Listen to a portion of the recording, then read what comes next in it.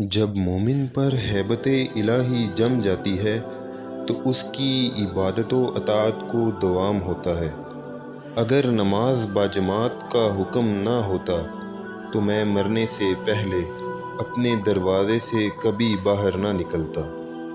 دنیا دار اور دولت مند بری بلا میں گرفتار ہیں کہ دنیا کی عارضی مسرت کو دیکھتے ہیں اور دائمی مسرت ان سے پوشیدہ ہے۔ حادثات دنیا کی تلخی کڑوی دعا کی مثل ہے۔ اہل اللہ کو تجارت اور خرید و فروخت بھی ذکر اللہ سے غافل نہیں کرتے۔ متکبروں کے ساتھ تکبر کرنا صدقہ ہے۔ دنیا ایک نجاست ہے جو سونے میں چھپائی گئی ہو۔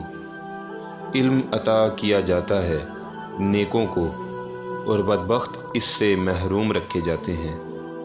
اسلام غریبوں کے لیے ظاہر ہوا اور عنقریب غریبوں میں ہی رہ جائے گا۔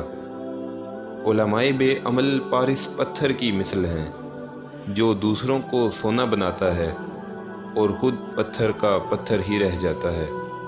خدا کے دشمنوں کے ساتھ الفت کرنا خدا کے ساتھ دشمنی ہے۔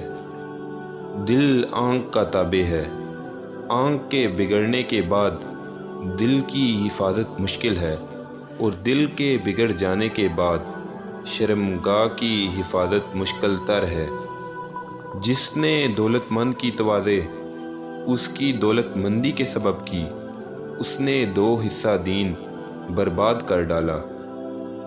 نفس پر شریعت اور نیکی کی پابندی سے زیادہ کوئی چیز دشوار نہیں۔